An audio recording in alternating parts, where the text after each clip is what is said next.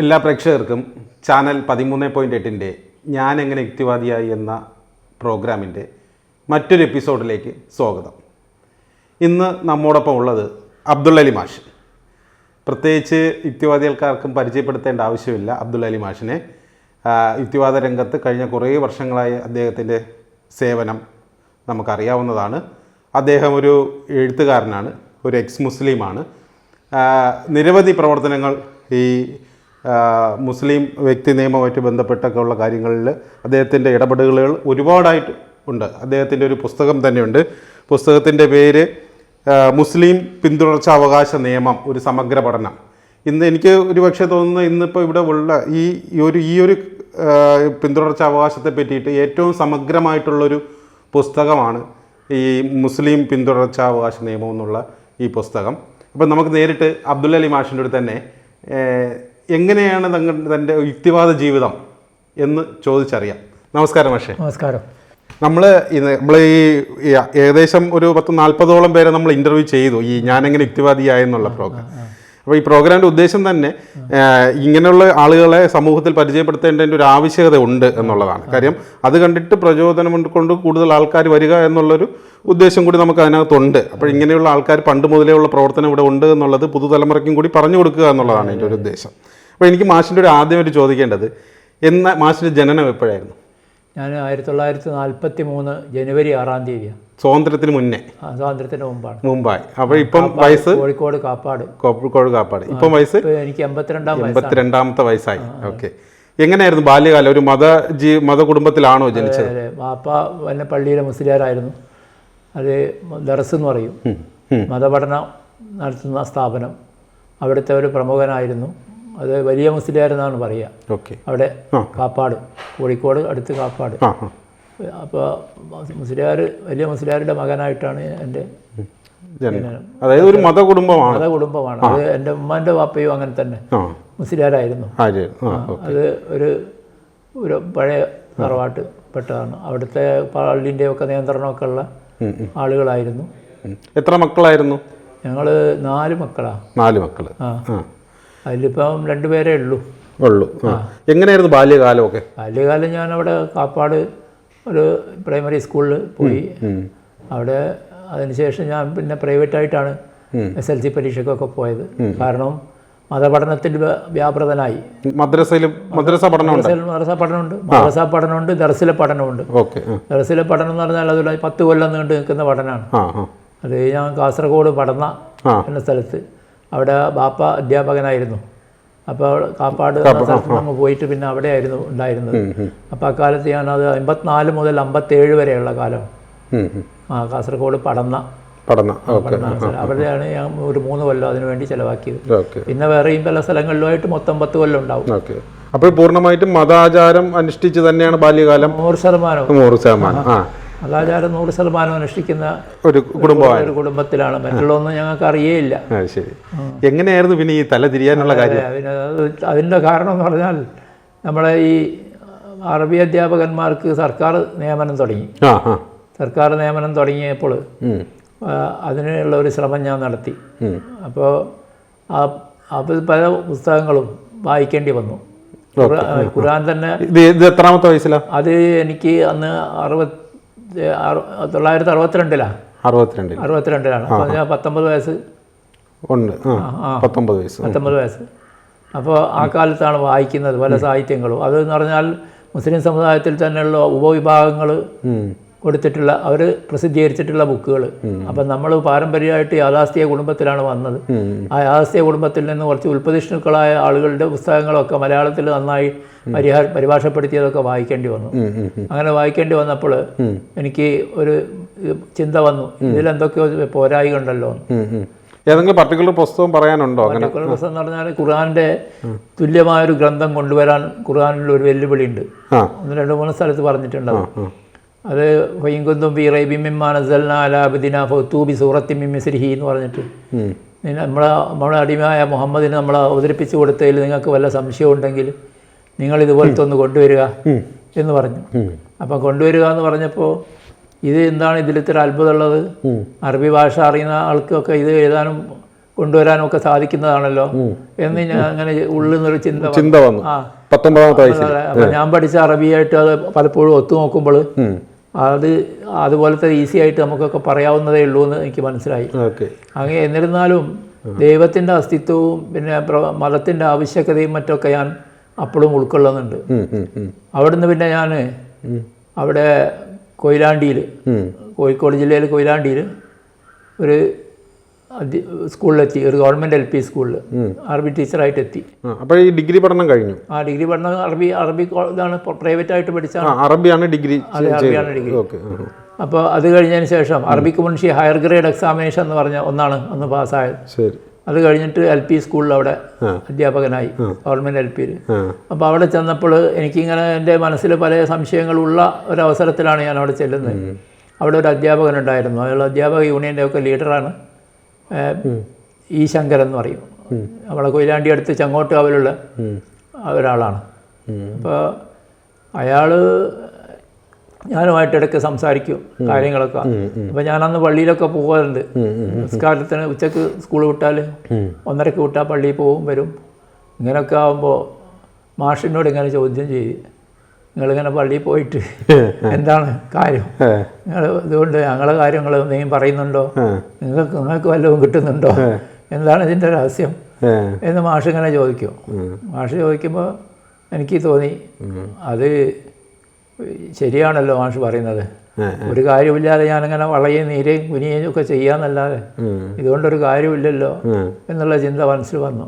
അപ്പോഴും പിന്നെ ദൈവത്തിൻ്റെ വിധിവിശ്വാസം, എല്ലാ കാര്യങ്ങളും ദൈവം തീരുമാനിച്ചതാണ്. നമ്മളിങ്ങനെ നിരീശ്വരവാദി ആവണമെന്നും ഒരു മതത്തിനെ വിമർശിക്കുന്ന ഒരാളാവണമെന്നൊക്കെ ദൈവം തന്നെ തീരുമാനിച്ചതാണ്. അപ്പോൾ പിന്നെ എല്ലാം അയാൾ തീരുമാനിക്കുകയാണെങ്കിൽ പിന്നെ ഇതിനെന്താണ് അർത്ഥമുള്ളത്? നമ്മൾ പ്രവർത്തിക്കുന്നൊരു വിലയില്ല. നമ്മൾ നേരത്തെ വിചാരിച്ച് വെച്ചത് മാത്രമേ, അയാൾ വിചാരിച്ച് വെച്ചത് മാത്രമേ നമുക്ക് ചെയ്യാൻ കഴിയുള്ളൂ. നമ്മൾ വിചാരിച്ചതൊന്നും നമുക്ക് നടക്കൂല. മാതശാവൂന ഇല്ലാ യശാ അല്ലാഹ് എന്ന് ഖുർആനിൽ തന്നെ പറയുന്നുണ്ട്. ദൈവം വിചാരിച്ചെങ്കിൽ മാത്രമേ നിങ്ങൾ എന്തും വിചാരിക്കുള്ളൂ. നിങ്ങൾക്ക് സ്വന്തമായിട്ടൊന്നും വിചാരിക്കാൻ പോലും സാധ്യമല്ല. അപ്പോൾ ഇതൊക്കെ കേട്ടപ്പോൾ അയാൾ അധ്യാപകൻ ശങ്കരൻ മാഷ് പറയുന്നത് 100% ശരിയാണല്ലോ. അപ്പോൾ പുള്ളി ഒരു നിരീശ്വരവാദിയായിരുന്നു? പുള്ളി നിരീശ്വരവാദിയായിരുന്നു. പുള്ളി മാർക്സിസം ലെനിനിസമൊക്കെ നന്നായിട്ട് പഠിച്ച ഒരാളായിരുന്നു, അധ്യാപക യൂണിയൻ്റെ നേതാവുമായിരുന്നു. അപ്പോൾ പിന്നെ അയാൾ വടകര പോയിട്ട് അവിടുന്നാണ്, അവിടെ ഭാര്യ വീട് വടകരയായിരുന്നു, അവിടെ പോയിട്ട് അവിടുന്നാണ് മരിച്ചതൊക്കെ. മരിച്ചിട്ടിപ്പം ഒരു 10-25 കൊല്ലമായി പോയി. അപ്പോൾ ഇത് മാഷ് ഈ ചർച്ചയിൽ നിന്ന് ഞാൻ കൂടുതൽ ചോദിക്കാൻ തുടങ്ങി ഓരോരുത്തരോടും. ഇസ്ലാം മതം കൂടുതൽ പഠിച്ച ആളുകളും ഞാൻ മതം അറിയുന്നവരാണെന്ന് വിചാരിക്കുന്നവരും അവരോടൊക്കെ ഞാൻ ചോദിച്ചു. അല്ല, ഈ കാര്യം എപ്പോഴെങ്കിലും ബാപ്പ അറിഞ്ഞ? ഈ സമയത്ത് ബാപ്പാക്ക് അവസരം ഇല്ല. ബാപ്പ അവസരത്തിൽ മരിച്ചുപോയി. അവസരത്തിലില്ല. ഓക്കെ, മരണപ്പെട്ടു. 58 മരിച്ചു പോയി ബാപ്പ. അപ്പോഴേ എത്രാമത്തെ വയസ്സിൽ? 14 വയസ്സ് 15 വയസ്സുള്ളപ്പോൾ അക്കാലത്ത് മരിച്ചു. അപ്പൊ ഉമ്മ മാത്രം? ഉമ്മയും സഹോദരൻ? ഉമ്മയില്ല, ഉമ്മ അതിൻ്റെ മുമ്പ് മരിച്ചുപോയി. ഓക്കെ. അപ്പോൾ പിന്നെ സിസ്റ്റർമാരും പിന്നെ ഉമ്മാരുടെ ജ്യേഷ്ഠത്തി അങ്ങനെയുള്ള ആളുകളൊക്കെ ഉണ്ടായിരുന്നു. അപ്പോൾ അവരുടെ അടുത്ത് നിന്നാണ്? അപ്പോൾ എവിടെ നിന്നാണ് ഈ? കാപ്പാടാണ്. ആരുടെ? ഞങ്ങളുടെ വീട്ടിൽ. അല്ല, അച്ഛൻ മരിച്ചതിന് ശേഷം ആരുടെ? കാപ്പാട് തന്നെയാണ്. കാപ്പാട് തന്നെ മരിച്ചത്. അദ്ദേഹം അസല് പിന്നെ തൃശ്ശൂർക്കാരനാണ്. തൃശ്ശൂർ. പിന്നെ നിന്നത് ആരുടെ അടുത്താണ്? നിന്ന് വളർന്നത് ആരുടെ അടുത്താണ്? ഉമ്മാന്റെ ജ്യേഷ്ഠത്തിന്റെ അടുത്ത്. അവരെ കൂടെ ആയിരുന്നു. അപ്പോൾ അവർക്കൊന്നും അറിയില്ല ഇങ്ങനെ? അവർക്കൊന്നും അതൊന്നും മനസ്സിലായില്ല. അവരൊക്കെ അപ്പോഴത്തേനെ മരിച്ചുപോയി. ഞാൻ നിത്യവാദിയാവുമ്പോഴത്തേന് 62, 63 കൊല്ലം 70ലാണ് അവസാനം നിത്യവാദി ആവുന്നത്. അപ്പോൾ ഇവരാരും ഇല്ല. അത് കണക്കിന് ആശ്വാസമാണ്. 27 വയസ്സായി. 27 വയസ്സാവും. അപ്പോൾ പിന്നെ ബസ് സ്റ്റാൻഡിലും മറ്റും കാണുന്ന കുറേ ഭിക്ഷക്കാരെയും അതുപോലെ രോഗികളെയും വികലാംഗരെയും ഇങ്ങനെയുള്ള ആളുകളൊക്കെ കാണുമ്പോൾ എപ്പോഴും മാഷ് പറയും, നിങ്ങളെ ദൈവം ഇതെല്ലാം ഭക്ഷണം കൊടുക്കാൻ ഏറ്റതല്ലേ, ഇതെന്താ ഇങ്ങനെ തിണ്ടി നടക്കുന്നത്? അതിനുള്ള അവസരം നമ്മുടെ പിതാവിനേക്കാൾ പ്രായമുണ്ടല്ലോ അയാൾക്ക്, എന്നിട്ട് ഇങ്ങനെ നടക്കുന്നത് എന്താണ്? ഇതിൻ്റെ എന്താ കാര്യം എന്താണ്? ഇതെങ്ങനെ വന്നു എന്നൊക്കെ മാഷ് ഇങ്ങനെ ചോദിക്കുന്നോട്. അപ്പോൾ ഇതൊക്കെ ഈ നമ്മളെ ആളുകളോട് ചെന്ന് പറയുമ്പോൾ, മുസ്ലിം സമുദായത്തിലെ ഇവരോട് മതപുരോഹിതന്മാരോട് പറയുമ്പോൾ അവർക്ക് ഇങ്ങനെ ദേഷ്യം പിടിക്കാന്നുള്ളതല്ലാതെ അവരൊന്നും മറുപടി പറയുന്നില്ല. അപ്പോൾ അക്കാലത്ത് CN അഹമ്മദ് മൗലവിയായിരുന്നു, കുറേ പുരോഗമന സ്വഭാവമുള്ള ഒരാൾ, ഖുർആൻ പരിഭാഷയൊക്കെ എഴുതിയിട്ടുണ്ട്. അപ്പോൾ CN അഹമ്മദ് മൗലവിയുടെ പുസ്തകം ആനക്കയം സെയ്ദ് മുഹമ്മദിൻ്റെ ഒരു നോട്ടീസിന് പകരം സെയ്ദ് മുഹമ്മദ് എഴുതിയതാണ്. സെയ്ദ് മുഹമ്മദ് എഴുതിയതിന് പകരം സി എൻ അഹമ്മദ് മൗലവി എഴുതിയതാണ്. അത് ഖുർആനിലെ ന്യൂനതകൾ എന്ന രീതിയിലാണ് സെയ്ദ് മുഹമ്മദ് എഴുതിയത്. അതൊരു നോട്ടീസായിരുന്നു. അപ്പോൾ അതിന് പകരം ഇയാൾ സി എൻ അഹമ്മദ് മൗലവി ഒരു ബുക്ക് തന്നെ എഴുതി, യുക്തിവാദികളുടെ പച്ചനുണകൾ എന്നും പറഞ്ഞിട്ട്. അപ്പോൾ അന്ന് ജബ്ബാർ മാഷുണ്ട് കൂട്ടത്തിൽ. അന്ന് ജബ്ബാർ മാഷ് ചെറുതാണ്, പ്രായം കൊണ്ട് നമ്മളെ കുറേ പിന്നിലാണല്ലോ. അപ്പോൾ ജബ്ബാർ മാഷും പറഞ്ഞ് നമുക്ക് ഇതിനൊരു മറുപടി തയ്യാറാക്കണമെന്ന്. അങ്ങനെ ഞാനും സെയ്ദ് മുഹമ്മദും ജബ്ബാർ മാഷും എല്ലാം കൂടിയിട്ട് ആ പുസ്തകം ഒന്ന് ശരിയാക്കി, അഹമ്മദ് മൗലവിയുടെ പച്ചനുണകൾ എന്ന പേരിൽ.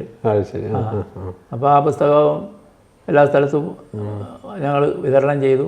പിന്നെ മൗലവിയെ പറ്റി മുണ്ടിയിട്ടില്ല, ആ പുസ്തകത്തെ പറ്റി സി എൻ അഹമ്മദ് മൗലവിനൊന്നും പറഞ്ഞില്ല. ഒന്നും പറയാൻ വകയില്ലാത്ത രീതിയിൽ പഴുതടച്ച് ഞങ്ങൾ 100 പേജുള്ളൊരു ബുക്ക്, അഹമ്മദ് മൗലവിയുടെ പച്ചനുണകൾ. അതല്ല ഞാൻ ചോദിച്ചത്, ഇപ്പം നമ്മളിങ്ങനെ ഈ ഒരു വിശ്വാസത്തിൽ നിന്ന് അകന്നു വന്നപ്പോൾ ആദ്യം ഈ ബന്ധുക്കൾ അറിഞ്ഞപ്പോൾ എന്തായിരുന്നു ആദ്യം അങ്ങനെ എന്തെങ്കിലും പ്രശ്നങ്ങളുണ്ടായി? പറഞ്ഞാൽ ഞാൻ സർക്കാർ സർവീസിലുള്ള ഒരു അധ്യാപകനാണല്ലോ.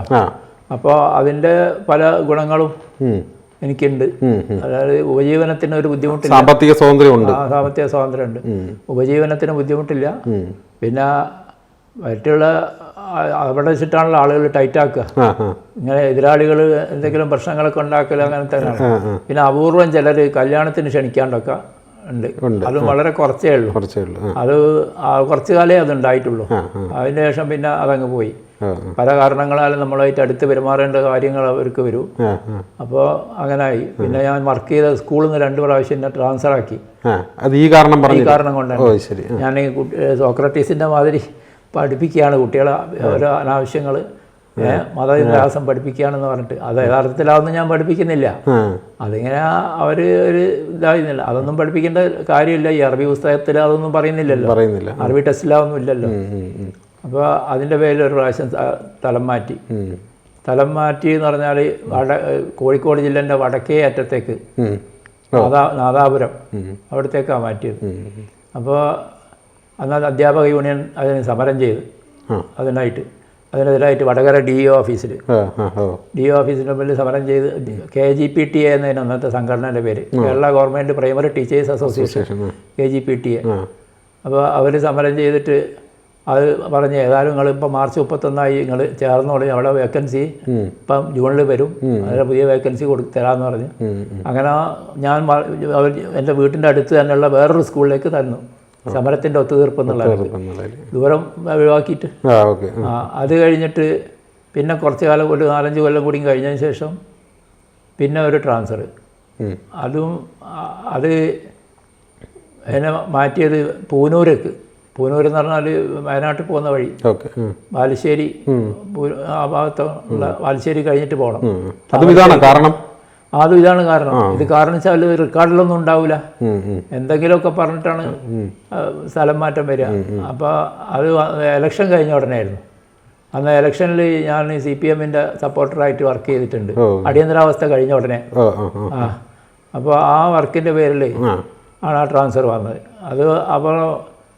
അത് ആ ട്രാൻസ്ഫറിന് എനിക്ക് പകരം അവിടുന്ന് ഒരു ആളെ ഇങ്ങോട്ട് വിട്ടിട്ടുണ്ട്.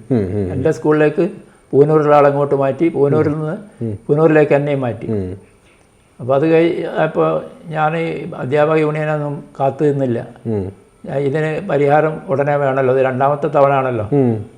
ഹൈക്കോടതിയിൽ പോയി, കേരള ഹൈക്കോടതി പോയിട്ട് പറഞ്ഞ് യാതൊരു കുറ്റവും എൻ്റെ പേരിൽ ഒന്നും ഫ്രെയിം ചെയ്തിട്ടില്ല, ഒരു പ്രശ്നവും ഇല്ല, വെറുതെ മാറ്റിയതാണ്. അപ്പം ചില വക്കീൽമാർ പറഞ്ഞ് അത് വെറുതെ ആണെങ്കിലും മാറ്റാൻ പറ്റൂല, വെറുതെ തട്ടിക്കളിപ്പിക്കാൻ പറ്റൂല, അപ്പോൾ ഒരു കാരണം ഉണ്ടാവണം, അതൊന്നും ഇല്ലാന്നുണ്ടെങ്കിൽ നമുക്കത് ക്യാൻസലാക്കാൻ പറ്റൂ എന്ന് പറഞ്ഞ വക്കീൽ. അന്ന് ചന്ദ്രശേഖർ വിദ്യാഭ്യാസ മന്ത്രിയായത് പിന്നെയാണ്, ചന്ദ്രശേഖരൻ്റെ ഓഫീസിലാണ്, പഴയ വിദ്യാഭ്യാസ മന്ത്രി ചന്ദ്രശേഖരൻ്റെ ഓഫീസിലാണ്. അപ്പോൾ അവരത് പരിഗണിച്ച് കേസ് വിചാരണക്ക് വന്ന് ആദ്യത്തെ ദിവസം തന്നെ അത് എടുത്ത് കളഞ്ഞ് ട്രാൻസ്ഫർ റദ്ദാക്കി. അതെന്ന് പറഞ്ഞാൽ മറ്റേ സുബ്രഹ്മണ്യം പോറ്റിയായിരുന്നു അന്നത്തെ ജഡ്ജി. മൂപ്പരും ഏകദേശം നമ്മളെപ്പോലെ ചിന്തിക്കുന്ന ആളാണ്, നമ്മളെക്കാൾ ഉപരിയായിട്ട് ഇടതുപക്ഷ ചിന്താഗതിയുള്ള ആളാണ്. അപ്പോൾ ഇത് ഈ കേസിലാണ് ഇത് മാറ്റിയിട്ടുള്ളതെന്ന് മനസ്സിലായപ്പോൾ അദ്ദേഹം തന്നെ ഓർഡർ ഇട്ട് അങ്ങനെ വീണ്ടും കാപ്പാട് തന്നെ വന്നു. അതിനുശേഷം 17 കൊല്ലം അവിടെ വന്നാണ്, ആരും വന്നിട്ടില്ല, ഒന്നും വന്നിട്ടില്ല. അവിടെ യുക്തിവാദി മീറ്റിംഗ് ഒക്കെ നടത്തലുണ്ട്. പ്രേമാനന്ദൊക്കെ വന്നിട്ട് അവിടെ വലിയ സമ്മേളനങ്ങൾ ഒക്കെ നടത്തിയിരുന്നു. ഈ അടിയന്തരാവസ്ഥ കാലത്ത് എങ്ങനെയായിരുന്നു യുക്തിവാദ പ്രവർത്തനമൊക്കെ? അടിയന്തരാവസ്ഥ കാലത്ത് നമ്മൾ യുക്തിവാദി പ്രവർത്തനങ്ങൾ അത്യാവശ്യം മീറ്റിംഗ് കൂടലുണ്ടായിരുന്നു. കോഴിക്കോട് ജില്ലാ കമ്മിറ്റിയൊക്കെ KYSന്റെ കേരള യുക്തിവാദി സംഘത്തിന്റെ കമ്മിറ്റിയൊക്കെ കൂടും. അത് പൊളിറ്റിക്സ് അല്ലല്ലോ, സാംസ്കാരിക സംഘടന അല്ല. അതിന് കുഴപ്പമൊന്നുമില്ല. അതിന് കുഴപ്പമൊന്നുമില്ല. അടുത്ത വിവാഹ ജീവിതമൊക്കെ, വിവാഹം എങ്ങനെയായിരുന്നു? ഞാൻ കാപ്പാടുന്ന് തന്നെ കല്യാണം കഴിച്ചത്. ഞങ്ങളെ ഏകദേശം അടുത്തുള്ള ഒരു ഡിസ്റ്റന്റ് റിലേറ്റീവായിട്ട് വരുന്ന ഒരു പാർട്ടീനാണ് കല്യാണം കഴിച്ചത്. പുള്ളിക്കാരി വിശ്വാസിയായിരുന്നു? അവർ വിശ്വാസിയായിരുന്നു. അവരെന്ന് പറഞ്ഞാൽ ഈ മുസ്ലിം സമുദായത്തിൽ തന്നെയുള്ള ഉപവിഭാഗങ്ങളെ അവർ അംഗീകരിക്കില്ല. അങ്ങനെ അന്ന് അത് ഒരു സ്കൂളിൽ പോയിട്ടില്ല. അന്നൊന്നും പെൺകുട്ടികൾ സ്കൂളിൽ പോകില്ലല്ലോ. സ്കൂളിൽ പോയിട്ടില്ല. അപ്പം ഞാൻ അറബി മലയാളം എന്ന് പറഞ്ഞ ഒരു ലിപി ഉണ്ട്. അറബി ലെറ്ററിൽ മലയാളം എഴുതല്, മംഗ്ലീഷ് എന്ന് പറഞ്ഞാൽ മംഗ്ലീഷ് എഴുതുമ്പോൾ. അതെ. അപ്പോൾ അതിൻ്റെ ഒരു പുസ്തകം വാങ്ങിക്കൊണ്ടാണ് കൊടുത്ത് വീട്ടിൽ. അപ്പോൾ അത് കൊണ്ടാണപ്പോൾ ആദ്യത്തെ പ്രാവശ്യം അത് കത്തിച്ച് കളഞ്ഞ്. ഞാനറിയില്ല കത്തിച്ചൊന്നും, അറിഞ്ഞിട്ടൊന്നും കാര്യമില്ല. എന്നാലും അവർക്ക് അത്രയും അലർജി ആയിരുന്നു അതിനോട്. എന്നിട്ട് പിന്നെ അന്നത്തെ കാലത്ത് ഒരു യുക്തിവാദിയെ കിട്ടാൻ ആരും സംഘടനയൊന്നും ഇല്ല. അന്ന് സംഘടനയൊന്നും ഇല്ല. സംഘടനയിലൊന്നും ഞങ്ങളൊന്നും ഭാഗമാക്കായിട്ടില്ല. അപ്പൊ പിന്നെ ഇങ്ങനെ മാഷ് ഇങ്ങനെ യുക്തിവാദിയാണെന്ന് അറിഞ്ഞുകൊണ്ട് എങ്ങനെ കല്യാണത്തിന് സമ്മതിച്ചത്? അത് പ്രശ്നം ഉണ്ടായിരുന്നില്ല. എന്നെ വ്യക്തിപരമായി പരിചയം ഒരു ആളൊരു കുഴപ്പക്കാരനല്ല എന്ന് വിചാരിക്കുന്ന ആള്. പിന്നെ വൈഫെല്ലാം പിന്നെ ചേഞ്ചായി. അവര് ഈ കലാനാഥന്റെ ഒക്കെ പ്രസംഗം കേട്ട് കലാനാഥൻ മറ്റേ ഇവിടെ കോഴിക്കോട് ടൗൺ ഹാളിൽ ഇടയ്ക്ക് പ്രസംഗമൊക്കെ ഇടയ്ക്കിടയ്ക്ക് ഉണ്ടാവും. അപ്പോൾ ഇവരെയും കൂട്ടി ഞാൻ പോവുക, വെറുതെ ടൗണിലൊന്ന് പോകാന്ന് പറഞ്ഞിട്ട് അവിടെ. അതെ അതെ, അങ്ങനെ പോയിട്ട് അവിടെ നിന്ന് പ്രസംഗമെല്ലാം കേട്ട് പിന്നെ അവസാനം മരിക്കുമ്പോഴൊക്കെ നല്ല എത്തിസ്റ്റായിട്ടാണ് ആള് ഉണ്ടായത്. പിന്നെ നമ്മൾ മറടക്കുന്നതൊക്കെ പിന്നെ അവിടുത്തെ സാഹചര്യത്തിനനുസരിച്ച് നമ്മൾ പള്ളിപ്പറമ്പ് തന്നെ അടക്കി. പള്ളിപ്പറമ്പ് നമുക്ക് ആരും നിഷേധിച്ചിട്ടുമില്ല. അങ്ങനെയുണ്ടല്ലോ, പള്ളിപ്പറമ്പ് സമ്മതിക്കില്ല തിരക്കാരെ. പക്ഷേ ഇത് ഒരു ഡെഡ് ബോഡി കിട്ടാൻ വേണ്ടി കാത്തുനിന്ന മാതിരി. പക്ഷേ എന്നെങ്കിലും വൈഫിന് ഇഷ്ടമുണ്ടായിരുന്നു മെഡിക്കൽ കോളേജിൽ കൊടുക്കുന്ന കാര്യം. പിന്നെന്താ പറ്റിയത്? അത് പിന്നെന്ന് പറഞ്ഞാൽ തൽക്കാലമുള്ള കൈകാര്യക്കാരൊക്കെ മരണശേഷം വന്ന കൈകാര്യക്കാരുണ്ടല്ലോ, അവര് സഹോദരനും സഹോദരിയും അതുപോലെ അവരുടെ റിലേറ്റീവ്സൊക്കെ അവരും പിന്നെ എൻ്റെ തന്നെ 2 മക്കളുടെ ഭർത്താക്കന്മാർ അവർക്കൊക്കെ ഇഷ്ടം പള്ളിപ്പറമ്പിൽ മറടക്കലാണ്. അപ്പൊ ഞാൻ മാത്രം ഇതിൻ്റെ ഇടയിൽ ഇത് ഫൈറ്റ് ചെയ്യാൻ പറ്റൂല. അങ്ങനത്തെ സാഹചര്യമായി. അങ്ങനത്തെ സാഹചര്യം ഞാനിപ്പോൾ കൊടുത്തിട്ടുണ്ട്, മെഡിക്കൽ കോളേജിൽ കൊടുത്തിട്ടുണ്ട്. മാഷിന്റെ മക്കളൊക്കെ എങ്ങനെ? മക്കള് എന്ന് പറഞ്ഞാല് മൂത്ത മകള് യുക്തിവാദിയാണ്. അവള് നിങ്ങളെ ചാനലിൽ സംസാരിച്ചിട്ടുണ്ട് 1-2 പ്രാവശ്യം. കൊപ്പത്തുനിന്ന് അവളെ സ്വന്തം വീട്ടിൽ നിന്ന്. പിന്നെ കൊയിലാണ്ടിയിൽ ഒരു സമ്മേളനം നമ്മൾ നടത്തിയില്ല 2022 അന്ന് അതിലും സംസാരിച്ചിട്ടുണ്ട്. സജീവമാണ്, അവളെ ഭർത്താവും സജീവമാണ്. മറ്റേ ഇവിടെ ഉള്ളവർക്ക് അതിൽ അനുകൂലമില്ല പ്രതികൂലവും ഇല്ല. നമുക്ക് വേണ്ടുന്ന സൗകര്യങ്ങളൊക്കെ ചെയ്തു തരും. ഇവിടെ നമുക്കിപ്പോൾ ഷൂട്ട് ചെയ്യാനോ അല്ലെങ്കിൽ അതുപോലത്തെ എന്തെങ്കിലുമൊക്കെ ആവശ്യം ഉണ്ടെങ്കിൽ അത് നമ്മളെ സൗകര്യം എന്താണെന്ന് വെച്ചാൽ അത് ചെയ്തു തരും. മറ്റു കാര്യങ്ങളിലൊന്നും ഇടപെടില്ല. പിന്നെ 3ാമത്തെ മകളത് ഭർത്താവ് മരിച്ചുപോയി. അയാൾ ഒരു തബ്ലീഗിൻ്റെ ആളെയാണ്. തബ്ലീഗ് എന്ന് പറഞ്ഞാൽ മതപ്രചരണം കൊണ്ട് ഇങ്ങനെ ഘോഷയാത്ര നടത്തുന്ന, ഏത് സമയം ഇങ്ങനെ നടന്ന് പോയിട്ട് ഈ പെന്തക്കോസ്തുകാരെ മാതിരി ഉപദേശം കൊടുക്കുന്ന ആളാണ്. അതായതാണ്. ഇയാൾ ആദ്യം ആ കുഴപ്പമൊന്നും ഉണ്ടായിരുന്നില്ല. അയാൾ നമുക്ക് ഫോട്ടോ ഉണ്ട് ഇവിടെ, അത് നമുക്ക് എടുക്കാം. അപ്പോൾ ഇയാൾ ഗൾഫിൽ പോയപ്പോൾ ഗവൺമെന്റ് എഞ്ചിനീയറിംഗ് കോളേജിൽ അധ്യാപകനായിരുന്നു കണ്ണൂർ. 3ാമത്തെ മകള് വിശ്വാസിയാണോ? മകൾ അവർക്ക് വിശ്വാസമുണ്ട്. കാരണം ഇതാ കാരണം ഭർത്താവ് ഇങ്ങനെ ആയിരുന്നു. അപ്പോൾ അതിൽ കുട്ടികളും അധികം ഉണ്ട്, 8 പേരുണ്ട് കുട്ടികൾ. ഫാമിലി പ്ലാനിങ്ങും ഇല്ല അവർക്ക്, അതൊന്നും പാടില്ല എന്നുള്ള വിശ്വാസപ്രകാരമായിരുന്നു. അപ്പോൾ അദ്ദേഹം അവർ ആ ഫാമിലി ഇങ്ങനെ നമ്മുടെ കൂടെ അല്ല. അല്ലെങ്കിലും നമുക്ക് അലോഗ്യമൊന്നുമില്ല, സൗഹൃദത്തിൽ തന്നെയാണ്. ഞാൻ ഇവിടെ 2 മാസം നിന്നാൽ പിന്നെ 2 മാസം അവിടെയാ പോയി നിൽക്കുക. അത് അങ്ങാടിപ്പുറത്താണ്, പുത്തനങ്ങാടി എന്ന് പറയും, പെരിന്തൽമണ്ണ അടുത്ത്. ഓക്കെ. അല്ല, അപ്പോൾ ഇത്രയും തീവ്ര വിശ്വാസത്തിൽ വന്ന വൈഫ് ഭാര്യയെ നമുക്ക് എത്തിസ്റ്റാക്കാൻ പറ്റി, പക്ഷെ മക്കൾക്ക് അത്രയും ഇതാകാൻ സാധിച്ചില്ല എന്നുള്ളത്. അതെ, അതെന്ന് പറഞ്ഞാൽ ഇതിൽ നമ്മൾ ഇവരും കുറഞ്ഞ പേരല്ലേ ഉണ്ടാവും. സമൂഹത്തിൽ നിന്ന് ഇവർക്ക് കിട്ടുന്ന സ്വാധീനം ഉണ്ടല്ലോ. കുട്ടികൾ പുറത്തിറങ്ങിക്കഴിഞ്ഞാൽ സ്കൂളിൽ പോവുകയാണെങ്കിലും മദ്രസയിൽ പോവുകയാണെങ്കിലും ഒക്കെ ഒരു പറ്റ ആളുകൾ കുട്ടികൾ അവരെ കൂടെ ഉണ്ടാവും. പിന്നെ നാട്ടിലെ എല്ലാവരും ചെയ്യുന്ന കാര്യങ്ങൾ ചെയ്യാനുള്ള ഒരു പ്രവണത സ്വമേധയാ ഉണ്ടാവും. അത് അങ്ങനെയാണ് അവരൊക്കെ ഇതിൻ്റെ ആളുകളായി മാറിയത്. അപ്പം മദ്രസയിൽ പോവുകയാണെങ്കിൽ അങ്ങനെ അവിടെ നിന്നും പഠിക്കുന്നു, സ്കൂളിൽ ചെന്നാൽ അതും പഠിക്കുന്നു. ഇങ്ങനെ നമ്മളെപ്പോലെ പറയുന്ന ആളുകളെ അവർ കാണാൻ പ്രയാസമാണ്. അപ്പം അതുകൊണ്ട് ഒരു ഗതാനുഗതികത്വം. പക്ഷെ ഇന്നത്തെ കാലത്താണെങ്കിൽ ഇന്നത്തെ കാലത്ത് ഈ ഇന്റർനെറ്റും ഫേസ്ബുക്കും ഒക്കെ വന്ന് ധാരാളമുണ്ട്, അറിയാം ഇതൊക്കെ ഉണ്ട്. അപ്പൊ അവർ പറഞ്ഞു കൊടുത്തത് എന്താന്ന് പറഞ്ഞാൽ ഉപ്പാവാനോട് സംസാരിക്കാൻ നിൽക്കരുത്. സംസാരിച്ച പ്രശ്നമാണ്. പ്രശ്നം. ഒരു മോളുണ്ട്, പിന്നെ 2ാമത്തെ മോള്. ഓളോട് ഞാൻ ഇടയ്ക്ക് ചോദിക്കും, ദൈവം എന്തിനാ സാത്താനെ പടച്ചത്, അള്ളാഹു എന്തിനാണ് ഇബിലീസിനെ പടച്ചത്? അന്നേരം അവൾ ഓടിക്കളയും, വരില്ല. മറ്റ് ചെറിയ ഒരു 10 വയസ്സായ ഒരു കുട്ടിയുണ്ട്, അവള് ഞാനായിട്ട് മറ്റു കുട്ടികൾ ചർച്ച ചെയ്യുന്നുണ്ടാലും അവളെ ഓരോ വല്ലതും തല്ലും. അല്ല, പക്ഷെ അതൊക്കെ ഇപ്പോഴത്തെ ഒരു സ്ഥിതി ആയിരിക്കും. ഇതൊക്കെ ആൾക്കാർ മാറിയേ പറ്റുള്ളൂ. ഇത് മാറാതിരിക്കാൻ പറ്റില്ല. കാര്യം എന്ന് പറഞ്ഞാൽ ഇവരെ വാപ്പ ഇവരെ വെറും മതപഠനത്തിന് മാത്രമായിട്ട് കൊണ്ടുപോയതായിരുന്നു. ജനറൽ എഡ്യൂക്കേഷൻ പെൺകുട്ടിയൊക്കെ ഇത്ര മതി എന്ന് പറഞ്ഞിട്ട് 6ാം ക്ലാസ്സിൽ നിന്ന് കട്ട് ചെയ്ത് ഖുർആൻ പഠനത്തിന് കൊണ്ടുപോയി ചേർത്തു, ഖുർആൻ ബൈഹാർട്ടാക്കാനുള്ള ക്ലാസ്സിൽ. അങ്ങനെ അവിടുന്ന് ഇദ്ദേഹം മരിച്ചപ്പോൾ ഞാൻ അവിടുന്ന് മാറ്റി. അവിടുന്ന് മാറ്റി ഖുർആൻ നിങ്ങൾക്ക് ബൈഹാർട്ടാക്കാൻ കൂടുതൽ കംഫർട്ടബിളായ സ്ഥലമുണ്ട് ഇവിടെ അടുത്ത്, തിരൂർക്കാടുണ്ട്, അവിടെ പോയാൽ മതി എന്ന് പറഞ്ഞ് അങ്ങനെ അതുപോലെ അവിടെ പോയി അത് ബൈഹാർട്ടാക്കി. അതോടുകൂടി SLCക്ക് ഇരുന്ന കുട്ടികൾ ഇപ്പോൾ അവർ എഞ്ചിനീയറിംഗ് കോളേജിൽ പഠിക്കുക, 2 കുട്ടികൾ. ഒരു മോള്, മൂത്ത മോള് അന്ന് ബാപ്പ കല്യാണം കഴിക്കാൻ വേണ്ടി നിർബന്ധിച്ചപ്പോൾ ഇപ്പം കല്യാണം വേണ്ടെന്ന് പറഞ്ഞ് അവളിപ്പോഴും ലണ്ടനിൽ ജോലി ചെയ്യുക. അങ്ങനെ അന്ന് പോയിരുന്നെങ്കിൽ എഞ്ചിനീയറിംഗ് കോളേജിലെത്തി കുട്ടികൾ 2 അപ്പം ഒന്ന് കുസാറ്റിലാണ്, ഒന്ന് കുസാറ്റിലാണ്, ഒന്ന് തിരുവനന്തപുരത്ത് CETയിലാണ്. അപ്പോൾ നന്നായി പഠിക്കുന്ന കുട്ടികളാണ് 2ആളും, അതിനൊന്നും പ്രശ്നമില്ല. അവരൊക്കെ അത് ഇപ്പം ഈ പഠനവും ഇതൊക്കെ വരുമ്പം ഇനിയുള്ള കാലത്ത് ഈ ഒരു ലോജിക്കൽ തിങ്കിങ്, ക്രിട്ടിക്കൽ തിങ്കിങ് വരുമ്പോൾ ഈ മതങ്ങളൊക്കെ അപ്രസക്തമാകും എന്നുള്ള കാര്യത്തിൽ ഒരുപാട് പേര് മാറുന്നുണ്ട്. ഒരുപാട് പേര് മാറും.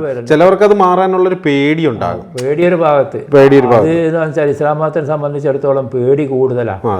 സ്വർഗ്ഗമല്ല അവരാഗ്രഹിക്കുന്നത്, ഈ നരകം കിട്ടിപ്പോവുമല്ലോ. അതാണ് സ്വർഗത്തിന്റെ നമുക്ക് സൗകര്യങ്ങളും സുഖവും വേണ്ടാന്ന് നമുക്ക് വെക്കാം, പക്ഷെ നരകത്തിൽ പെട്ടുപോയാൽ എന്താക്കൂ. അപ്പൊ അതിന്റെ പേടിയാണ്. പിന്നെ അതുപോലെ ഈ മരിച്ച് കബറിൽ കൊണ്ടുവച്ചാൽ അവിടെ 2 ആള് ചോദിക്കാൻ വരുമെന്ന മലാഖമാർ 2 ആള്, മലക്കുകൾ 2 മലക്കുകൾ. ഈ മലക്കുകൾ വരുന്നത് പിന്നെ ദണ്ടുമായിട്ടാ, വലിയ ദണ്ടും മറ്റൊക്കെ ആയിട്ട്. അത് ഇത് ഇടുങ്ങിയ കബറല്ലേ, അതിൻ്റെ ഉള്ളിലിട്ടിട്ടാണല്ലോ കുത്തുന്നത്. ഇതൊക്കെ അങ്ങോട്ട് മനസ്സിൽ കണ്ടിട്ട് ഇത്ര ശരി പറഞ്ഞാലും അത് സംഗതിയൊക്കെ ശരി തന്നെ, പക്ഷെ ഞാൻ വിശ്വസിക്കുന്നില്ല. അല്ല, ഞാൻ പറയുന്നതാണ്, ഇത്രയും എഞ്ചിനീയറിംഗും ഇത്രയും ഹൈ ലെവലായിട്ടുള്ള ആ ഒരു ക്വാളിഫിക്കേഷനൊക്കെ ഉണ്ടായിട്ട് പോലും ഇത്രയും നിസാരമായിട്ടുള്ള ഒരു കാര്യത്തിൽ ലോജിക്കായിട്ട് ചിന്തിക്കാൻ പറ്റുന്നില്ല എന്നുള്ളിടത്താണ് മതത്തിന്റെ ആ ഒരു ഭീകരത മനസ്സിലാക്കുന്നത്. അത് അവർ ഭയപ്പെടുത്തി വെച്ചുകൊണ്ടാ. അത് മദ്രസയിൽ നിന്ന് പഠിക്കും. മദ്രസയിൽ കുട്ടികൾ പോകുമ്പോൾ തന്നെ ഒന്നായിട്ട് തലയും മൂടിയൊക്കെ മൂടിയിട്ട് പിന്നെ കഴുത്തുകൂടൊക്കെ കെട്ടിയിട്ട് പറഞ്ഞേക്കും. പിന്നെ മദ്രസയിൽ നിന്ന് ചെന്ന ഉടനെ കാര്യമായിട്ട് ഇതാണ് പഠിക്കുന്നത്. മരിച്ചു ചെന്നാൽ എന്താ കിട്ടാനുള്ളത്? അവിടെ നമുക്ക് ദണ്ടുകൊണ്ടുള്ള അടി കിട്ടും. പിന്നെന്താ ഉള്ളത്? പിന്നെ നമ്മൾ ഗുണവും ദോഷവും നോക്കിയിട്ട് നമ്മളെ നരകത്തിലേക്ക് ആക്കൂ. അതിൻ്റെ മുമ്പ് ഒരു വിചാരണ ഉണ്ട്. ക്രിസ്ത്യൻസും മുസ്ലിംസും ഏകദേശം ഒരുപോലെ വിചാരിക്കുന്ന ഒരു വിചാരണ ഉണ്ട്. മരണശേഷമുള്ള വിചാരണ. ഇതെല്ലാം പറഞ്ഞിട്ട് ഇത് അങ്ങനെ അതിജീവിക്കുമെന്ന് വിചാരിച്ചിട്ട് മനസ്സ് കുട്ടിക്കാലത്തെ ഭയപ്പെട്ടു പോവുകയാണ്. കുട്ടിക്കാലത്തുള്ള ശീലം മറക്കുമോ മനുഷ്യനുള്ള കാലം എന്ന് പറഞ്ഞില്ലേ, അത് അതുപോലെയുള്ള എല്ലാം. ആ ശീലം ഇങ്ങനെ മനസ്സിലുണ്ടാവും. പക്ഷേ പിന്നെ നമ്മളൊക്കെ മാറിയ മാതിരി എല്ലാം മാറാൻ അവസരമുണ്ട്. മാഷെ ഇപ്പം എക്സ് മുസ്ലിമാണ്, ഈ അറബിക് ടീച്ചറായിരുന്നു, അപ്പോഴേ ഖുറാനൊക്കെ അരച്ച് കലക്കി കുടിച്ച ഒരാളാണ്. ഒരു ചെറിയൊരു വാചകത്തിൽ ഖുറാനെ പറ്റി പറയാൻ പറഞ്ഞാൽ എന്തായിരിക്കും മാഷ്? ഖുറാനെ പറ്റി ചെറിയ തോതിൽ പറയാന്ന് പറഞ്ഞാൽ എൻ്റെ ചെറുപ്പത്തിൽ ഞാൻ നേരത്തെ പറഞ്ഞല്ലോ കാസർഗോഡ് പടന്നയിൽ ഞാൻ വിദ്യാർത്ഥിയായിരുന്നു എന്ന്. അക്കാലത്ത് അവിടെ ഒരു മതപ്രസംഗം കേട്ടത് എനിക്ക് ഓർമ്മയുണ്ട്. ആ പ്രസംഗത്തിൽ അയാളൊരു കഥ പറയുന്നുണ്ട്. ആ കഥ എന്ന് പറഞ്ഞാൽ ഒരു അറബി ഇങ്ങനെ ഈ ദേശാന്തരമായിട്ട് പോയി, കച്ചവടത്തിനോ മറ്റോ വീട് വിട്ടു പോയി. വീട് വിട്ട് പോയപ്പോൾ ഇയാൾ കച്ചവടം കഴിഞ്ഞ് തിരിച്ചു വരുമ്പം കള്ളന്മാർ ഇയാളെ പിടിച്ചു. ഇയാളെ പിടിച്ചിട്ട് ഇയാളത്തുള്ള സ്വർണവും മറ്റൊക്കെ പിടിച്ചെടുത്ത് പിന്നെ അയാളെ കൊന്നു കളഞ്ഞു. അപ്പം കൊല്ലുന്ന അവസരത്തിൽ ഇയാൾ പറഞ്ഞ്, നിങ്ങൾ നാട്ടിലെത്തിയാൽ എൻ്റെ മക്കൾക്ക് ഇങ്ങനെ ഒരു വരി കൊടുക്കണം എന്ന് പറഞ്ഞ് ഒരു വരി പറഞ്ഞു കൊടുത്തു. യബ്നത്ത ഇംറിൽ ഖൈസി അന്നാ അബാക്കുമ ഖതീലും ഫൈനൽ ഖാതിലാനിലദൈക്കുമ. അപ്പോൾ യബ്നത്ത ഇംറിൽ ഖൈസ് എന്നാണ് ഇയാളുടെ പേര്, ഈ മനുഷ്യൻ്റെ. ഇംറിൽ ഖൈസിൻ്റെ മക്കളെ, യബ്നത്ത ഇംറിൽ ഖൈസിൻ്റെ 2 മക്കളെ എന്ന് മാത്രം പറഞ്ഞ്, ബാക്കി പറഞ്ഞില്ല. അത് പറഞ്ഞ് ബാക്കി മക്കൾ പൂരിപ്പിച്ച് ഖതീലും ഫൈനൽ ഖാതിലാനിലദൈക്കുമ. ഖതീലും വധിക്കപ്പെട്ടു പോയി, ഫൈനൽ ഖാതിലാനി കൊന്ന 2 പേര് ദൈക്കുമാ നിങ്ങൾ അടുത്ത് തന്നെ ഉണ്ട്. അങ്ങനെ കുട്ടികൾ ഇവരോട് അപ്പം തന്നെ പ്രതികാരം തീർത്തു. അത് സാഹിത്യത്തിൻ്റെ ഭംഗിയാണെന്നാണ് പറയുന്നത്. അപ്പം അതൊക്കെ ഞാനിങ്ങനെ വിചാരിച്ചുകൊണ്ട് നടക്കുമ്പോൾ പിന്നെ നമ്മൾ കേൾക്കുന്ന അപ്പടി വിശ്വസിക്കുന്ന കാലമാണല്ലോ അന്ന്. പിൽക്കാലത്ത് ഞാൻ ഇത് വായിച്ചു നോക്കുമ്പോൾ, ഖുർആനിൽ വായിച്ചു നോക്കുമ്പോൾ ഇങ്ങനത്തെ ഒരു മഹിമ ഇതിന് കാണുന്നില്ല. അതായത് ഒരു പകുതി കേട്ടാൽ പകുതി പൂരിപ്പിക്കാൻ ആ പദ്യം ബൈഹാർട്ട് പഠിച്ചാൽ പറ്റും. അതല്ലാതെ ആ പകുതിയുടെ മാസ്മരികത കൊണ്ട് ബാക്കിയുള്ളത് പറഞ്ഞു വന്നു. ഇബ്നത്ത ഇംറിൽ ഖൈസി അന്നാ ബാക്കുമ, നിങ്ങൾ 2 ബാപ്പ എന്ന് പറഞ്ഞിട്ടുള്ള ഒരു വാക്കാണ്. ഇംറിൽ ഖൈസിന്റെ 2 മക്കളെ നിങ്ങളുടെ 2 ബാപ്പ എന്ന് പറഞ്ഞ വാക്കാണ്. അത് കഴിഞ്ഞിട്ട് ബാക്കി ഖതീലും ഫൈനൽ ഖാതിലാനിലദൈക്കുമാന്ന് ഇയാൾ പൂരിപ്പിച്ചതാ ഈ പെൺകുട്ടികൾ. അപ്പോൾ ഈ മറ്റേ ആദ്യത്തെ വാക്കിന്റെ ഒരു നിങ്ങളുടെ ബാപ്പ എന്ന് പറഞ്ഞാൽ എന്തും സാധ്യത ഉണ്ടല്ലോ. പക്ഷേ ഇതിങ്ങനെ വധിക്കപ്പെട്ടു എന്ന് ഇവരങ്ങനെ കണ്ടു എന്ന് പറഞ്ഞിട്ടാണ് ഇവർ സാഹിത്യം ഉണ്ടാക്കുന്നത്. അത് ഒരിതാണ്. പിന്നെ പുസ്തകത്തിന്റെ, അതുപോലെ തന്നെ പുസ്തകത്തിന്റെ ആശയം എപ്പോഴാണ് ഈ പുസ്തക രചനയിലോട്ട്? പുസ്തക രചന എന്ന് പറഞ്ഞാൽ നമ്മളെ ഇവിടെ മുസ്ലിം ശരീഅത്ത് നിയമം എന്ന് പറഞ്ഞ പിന്തുടർച്ചാവകാശ നിയമം, ആ പിന്തുടർച്ചാവകാശ നിയമത്തിൽ ഒരുപാട് അപാകതകൾ ഉള്ളതായിട്ട് ചേകനൂർ മൗലവി അദ്ദേഹത്തിൻ്റെ പ്രസംഗങ്ങളിലൊക്കെ കൊണ്ടുവന്നു. അത് 1965 മുതൽക്ക് അദ്ദേഹം തുടങ്ങിയിട്ടുണ്ട്. അപ്പോൾ മൗലവിയുടെ പുസ്തകം വായിച്ചു നോക്കുമ്പോൾ അത് കുറേയും കൂടി മലയാളീകരിച്ച് നന്നാക്കിയിട്ട് കുറച്ച് കണക്കുകളൊക്കെ ചേർത്ത് എഴുതണം എന്ന് വിചാരിച്ചു. അങ്ങനെയാണ് ഇത് എഴുതിയത്. ഇപ്പോൾ ഇതിൽ ഇവർ ജമാഅത്തെ ഇസ്ലാമിൻ്റെ പ്രബോധനം വാരിക 2013 മെയ് 31 പ്രസിദ്ധീകരിച്ചതാണ്. അതിൽ ഇവർ പറയുന്നുണ്ട്, സ്ത്രീയുടെ സ്വത്തവകാശം തിരുത്തപ്പെടേണ്ട പൊതുബോധം എന്ന പേരിലാണ് ഈ ലേഖനം വന്നത്. ഷെയ്ഖ് മുഹമ്മദ് കാരക്കുന്ന് ലേഖനം എഴുതിയ ആള്. പിന്നെ ഡോക്ടർ മുഹമ്മദ് ഫഹീം അക്തർ നദ്വി ഇവിടെ ലഘുകൃതിയാണ് മുസ്ലിം സ്ത്രീയുടെ സ്വത്തവകാശം എന്നുള്ള പേരിൽ ഈ കൃതി പരിഭാഷപ്പെടുത്തിയ ഈ കൃതി ഒരു ഇംഗ്ലീഷിൽ നിന്ന് പരിഭാഷപ്പെടുത്തിയിട്ട് പ്രബോധനത്തിൽ മെയ് 31 കൊടുത്തതാണ്. അപ്പോൾ ഇതെല്ലാം കണ്ടപ്പോൾ ഇതിൽ ഇവർ പറയുന്നുണ്ട്, സ്ത്രീക്ക് പുരുഷന്റെ പകുതി സ്വത്തെന്നത് കേവലം 4 സ്ഥലങ്ങളിൽ മാത്രമാണ്. അതിനേക്കാൾ എത്രയോ സന്ദർഭങ്ങളിൽ പുരുഷനുള്ളതിനേക്കാൾ കൂടുതൽ സ്ത്രീക്ക് അനന്തരാസ്വത്ത് ലഭിക്കുന്ന അവസരങ്ങളുണ്ട്. അനന്തരസ്വത്ത് പുരുഷനേക്കാൾ കൂടുതൽ സ്ത്രീക്ക് ലഭിക്കുന്ന സ്ഥലമുണ്ട്. സ്ത്രീക്ക് കുറഞ്ഞു പോകുന്നത് വെറും 4 സ്ഥലത്താണ്. അപ്പോൾ ഇതൊക്കെ വെറും ചൊറയാണല്ലോ പറയുന്നതെന്ന് വിചാരിച്ച് അപ്പോൾ ഞാൻ ഇതിൽ 34 സ്ഥലം കൊടുത്തിട്ടുണ്ട്. ഇങ്ങനെ സ്ത്രീക്ക് കുറയുന്നത്, പുരുഷനേക്കാൾ സ്ത്രീക്ക് കുറയുന്നത് 34. ഇതിൻ്റെ 45-ാം പേജിൽ 45-ാം പേജിലുണ്ട്. അതുപോലെ തന്നെ ഈ ഇടമറുകിന്റെ ഖുർആൻ ഒരു വിമർശന പഠനത്തിന്റെ അതിലെ ആ ബുക്കിന് ആവശ്യമായിട്ടുള്ള കുറെ കാര്യങ്ങൾ മാഷാണ് കൊടുത്തതെന്ന് പറഞ്ഞു. അപ്പൊ എനിക്ക് അറിയേണ്ടത് ഇടമറുകുമായിട്ടുള്ള ഒരു ബന്ധം, അതിന്റെ കാര്യങ്ങളായിട്ടുള്ള ബന്ധം എന്ന് പറഞ്ഞാൽ അദ്ദേഹത്തിന്റെ തേരാളി മാസിക, തേരാളി എന്നുള്ള പേരിൽ കോട്ടയത്ത് നിന്ന് മറ്റും ഇറങ്ങുന്ന ചെറിയ ലഘുലേഖ കോഴിക്കോട് ബസ് സ്റ്റാൻഡിൽ വരുമായിരുന്നു. അപ്പോൾ അത് ഞാൻ വാങ്ങിക്കൊണ്ടുപോയിട്ട് വായിക്കും. അങ്ങനെ ഇടമറുകനെ നേരിട്ട് കാണണമെന്ന് ആഗ്രഹമായി. അപ്പോൾ യാദൃശ്യമായിട്ട് അദ്ദേഹം കോഴിക്കോട് വരും ചെയ്തു. കോഴിക്കോട് വന്നതെന്ന് പറഞ്ഞാൽ ഒരു ഇസ്ലാം മത വിമർശന പുസ്തകം ഇറക്കാൻ വേണ്ടിയാണ്. ഇസ്ലാം മത വിമർശന പുസ്തകങ്ങളൊന്നും യുക്തിവാദ മേഖലയിലില്ല, എല്ലാം പിന്നെ മറ്റു മതങ്ങളെ മാത്രമേ വിമർശിക്കുന്നുള്ളൂ. അതുകൊണ്ട് അങ്ങനെ ഒരു പുസ്തകം തയ്യാറാക്കണമെന്ന് ഞാൻ ഉദ്ദേശിക്കുന്നു എന്നും പറഞ്ഞാണ് അദ്ദേഹം കോഴിക്കോട് എത്തിയത്. കോഴിക്കോട് എത്തിയപ്പോൾ ഞങ്ങൾ അദ്ദേഹത്തിനെ കൊയിലാണ്ടിയിലേക്ക് ക്ഷണിച്ച്. MJ അൽഫോൺസ് എന്ന് പറയുന്ന കൊല്ലത്തുള്ള ഒരു ദന്ത ഡോക്ടർ ഉണ്ടായിരുന്നു കൊയിലാണ്ടിയിലന്ന്. അയാൾ നല്ല പ്രവർത്തകനായിരുന്നു, ഊർജ്ജസ്വലനായ പ്രവർത്തകനായിരുന്നു. അപ്പോൾ അയാൾ ഒരു മീറ്റിംഗ് സംഘടിപ്പിച്ചു ഇടമറുകിന് പ്രസംഗിക്കാം കൊയിലാണ്ടി ഹൈസ്കൂൾ മൈതാനത്ത്.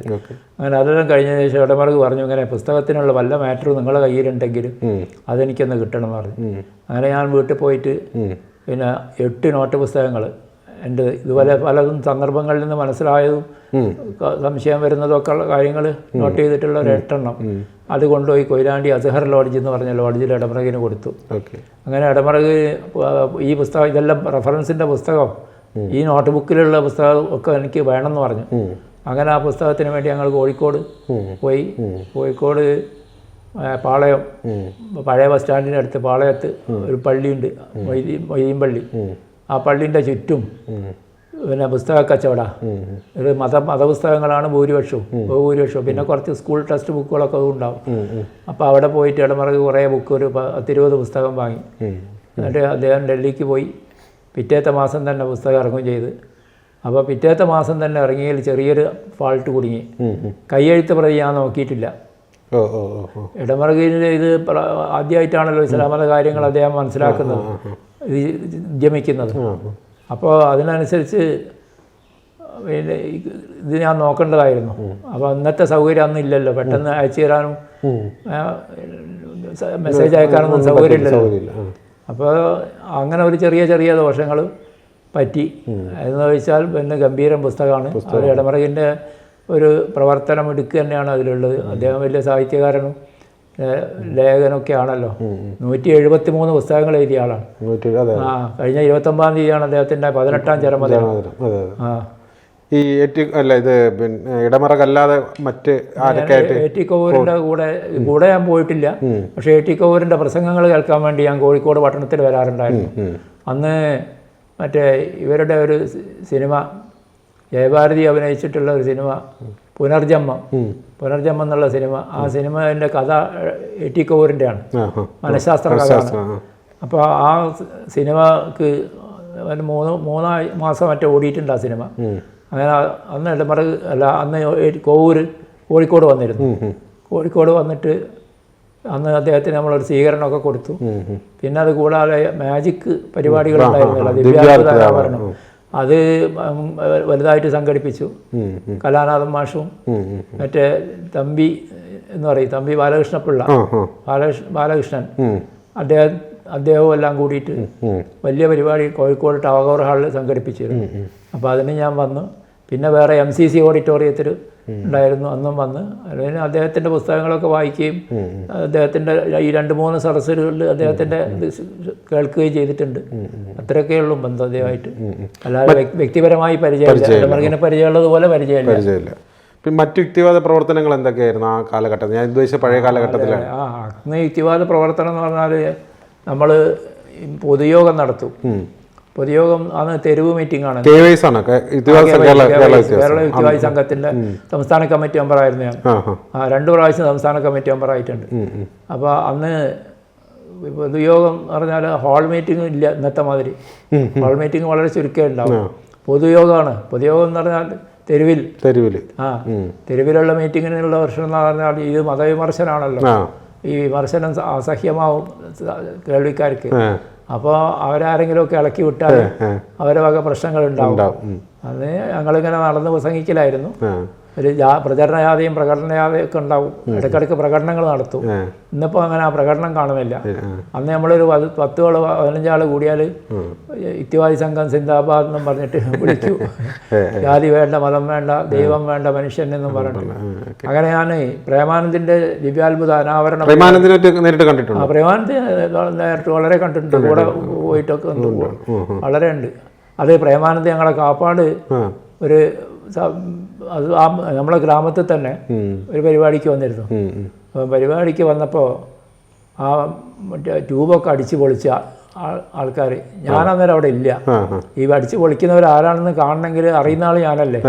അപ്പം ഞാനെന്തോ കാരണത്താൽ അവിടുന്ന് തൽക്കാലം പോയിട്ടുണ്ട്. പയ്യോളിയിലൊരു പ്രസംഗം ഉണ്ടായിരുന്നു.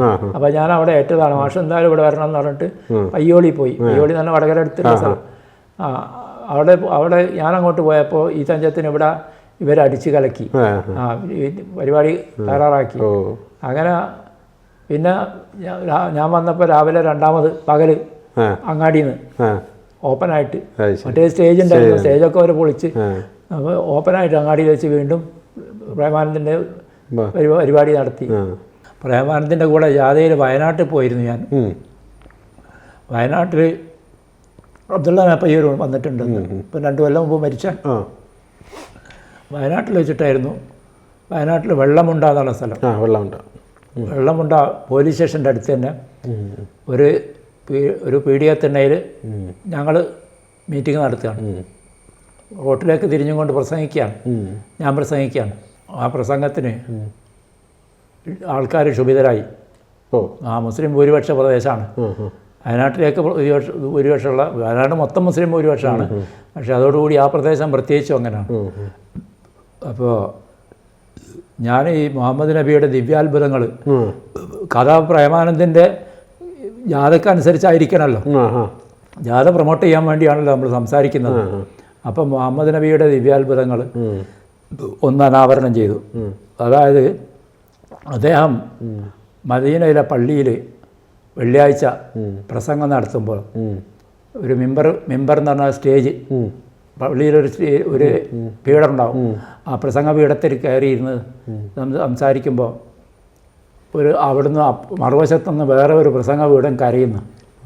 പ്രസംഗ പീഠം അതെങ്ങനെയാന്ന് പറഞ്ഞാൽ പുതിയ പ്രസംഗ പീഠം ഉണ്ടാക്കി, എന്നിട്ട് പഴയ പ്രസംഗ പീഠം അവിടുന്ന് മാറ്റിയിട്ടപ്പോൾ ആ പ്രസംഗ പീഠം കരയുന്നു.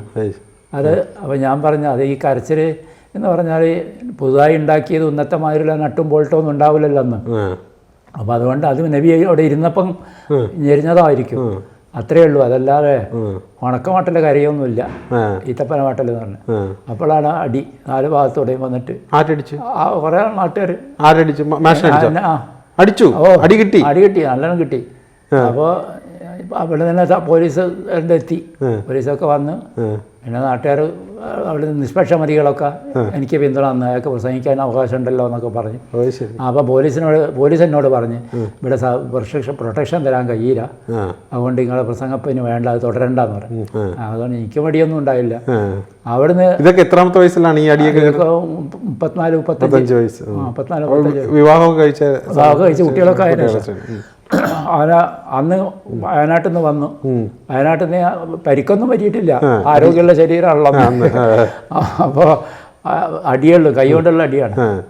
അത് കഴിഞ്ഞിട്ട് വീട്ടിൽ വന്ന് നോക്കുമ്പോൾ തലശ്ശേരി കടവത്തൂർ എന്ന് പറഞ്ഞ സ്ഥലം, അവിടെ ഒരു യുക്തിവാദി പൊതുയോഗമുണ്ട്. മാഷ് എന്തായാലും വരണമെന്ന് പറഞ്ഞിട്ട് അവിടുത്തെ ആൾക്കാർ വന്നു വീട്ടിൽ. അപ്പോൾ ഞാൻ പറഞ്ഞു, അത് എനിക്ക് പ്രശ്നമൊന്നുമില്ല, നിങ്ങൾക്ക് പ്രശ്നമില്ല, ഞാൻ മതി, ഞാൻ പ്രസംഗിച്ചോളാം. അപ്പോൾ എന്താണ് അവിടെ ഒരു നോട്ടീസ് ആരോ ഒരു പോസ്റ്റർ എഴുതിയിട്ട്, MBK എന്ന് പറഞ്ഞ ബാലകൃഷ്ണൻ ഉണ്ടായിരുന്നു, യുവ സംഘത്തിൻ്റെ പ്രമുഖനായിരുന്നു, ഒരിക്കൽ സെക്രട്ടറി ഒക്കെ ആയിരുന്ന ആളാണ്. MBK കണ്ണൂർക്കാരനാണ്. അദ്ദേഹം ഒരു പുസ്തകം മുഹമ്മദും ഖുർആാനെന്നും പറഞ്ഞൊരു പുസ്തകം ഇറക്കി. ആ പുസ്തകത്തിൽ മുഹമ്മദ് നബി മദ്യപിച്ചിരുന്നു എന്ന് എഴുതി. അത് അതിനൊക്കെ രേഖയുണ്ട്, തെളിവുകളുണ്ട്. മുഹമ്മദ് നബി മദ്യപിച്ചിരുന്നു എന്ന് ചോദിച്ചിട്ട് ഒരു ചോദ്യം ചോദിച്ചു. അപ്പോൾ ആ ചോദ്യം ആരോ ഒരാൾ എഴുതി തെരുവിലൊക്കെ ഒട്ടിച്ചു. ചോദ്യം മുഹമ്മദ് നബി മദ്യപിച്ചിരുന്നു എന്നുള്ള ക്വസ്റ്റ്യൻ മാർക്കിൽ അത് പ്രകോപിപ്പിച്ചു. അത് പ്രകോപിപ്പിച്ചിട്ട് പിന്നെ മൈക്കിൻ്റെ മീറ്റിംഗ് സംഘടിച്ചപ്പോൾ മീറ്റിങ്ങിന് മൈക്കിൻ്റെ പെർമിറ്റ് പോലീസ് റദ്ദ് ചെയ്തു. അപ്പോൾ കണ്ടമാനം ആളുണ്ട്, കലുഷിതമായ ആളുണ്ടാവുമല്ലോ. അപ്പം ഞാൻ ഒറ്റയ്ക്ക് നിന്ന് പ്രസംഗിച്ച്, മൈക്കില്ലാതെ ഒരു തെരുവിലാണ്, അതും തെരുവ് യോഗമാണ്.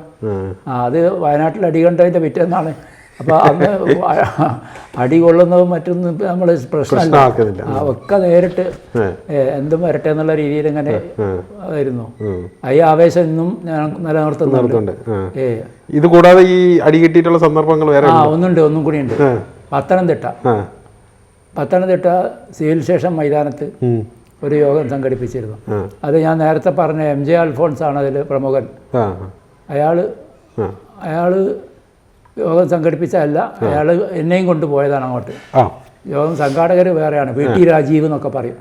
പിന്നെ ശ്രീനി പട്ടത്താനുണ്ട്. ശ്രീനി പട്ടത്താനം പോലീസിലാണെന്ന്, പിന്നാണ് അധ്യാപകനായത്. അപ്പോൾ ശ്രീനി പട്ടത്താനുണ്ട്. പിന്നെ ജയകുമാർ എന്ന് പറഞ്ഞ ഒരു ചെറുപ്പക്കാരൻ, കൊല്ലം ചന്ദനത്തോപ്പിൽ ഉള്ള താമസം, അദ്ദേഹം ഉണ്ടായിരുന്നു, ജയകുമാർ. അതിങ്ങനെ ഊർജ്ജസ്വലനായ ഒരു യുവാവ്. അയാൾ ഒരു പുസ്തകം ഇങ്ങനെ വിൽക്കാൻ കൊണ്ട് നടക്കുന്നുണ്ട്, ഖുർആനിലെ ഗണിതശാസ്ത്രം. നമ്മളെ ഈ പുസ്തകത്തിൽ പറഞ്ഞ മാറ്റർ തന്നെ, ഖുർആനിലെ ഗണിതശാസ്ത്രം.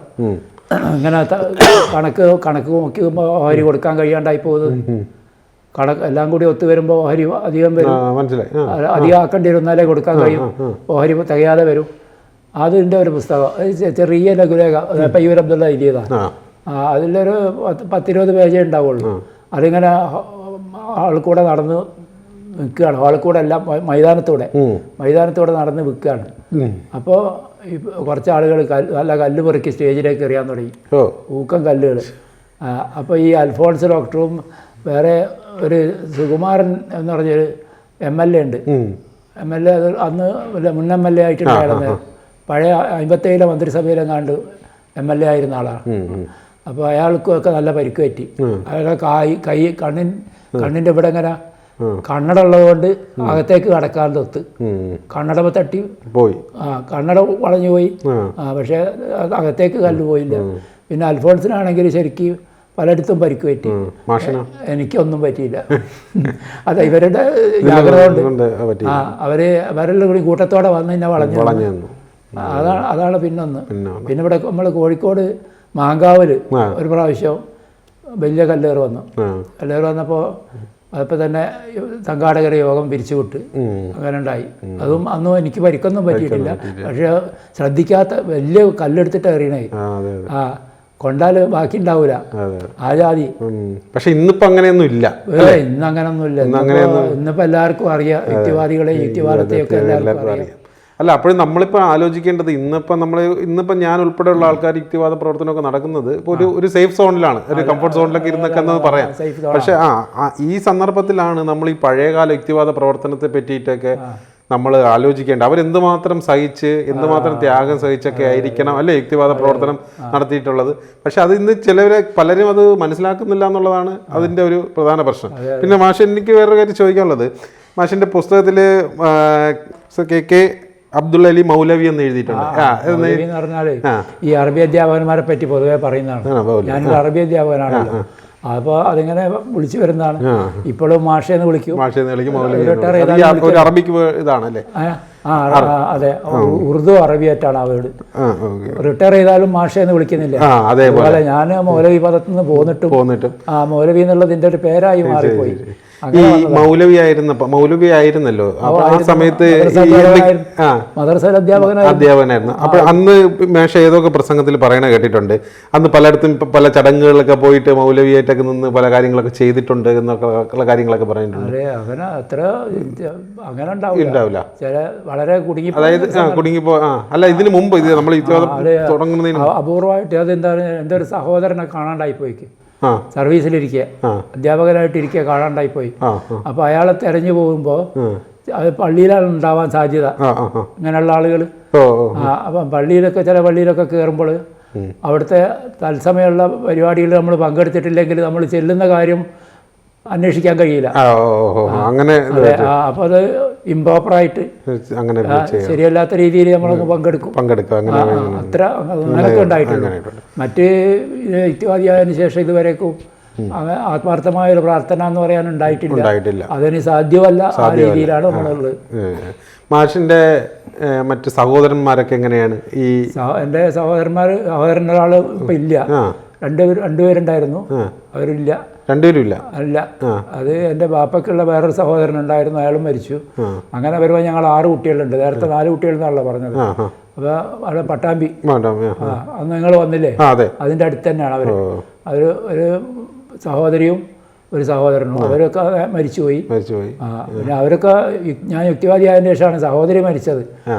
എന്നിട്ട് അവർക്കൊക്കെ എന്തായിരുന്നു നിലപാടും കാഴ്ചപ്പാടും? അവർക്കൊന്നും ഇതില്ല, അവരൊന്നും വളരെ തീവ്രമായ മതബോധമുള്ളവരാണ്.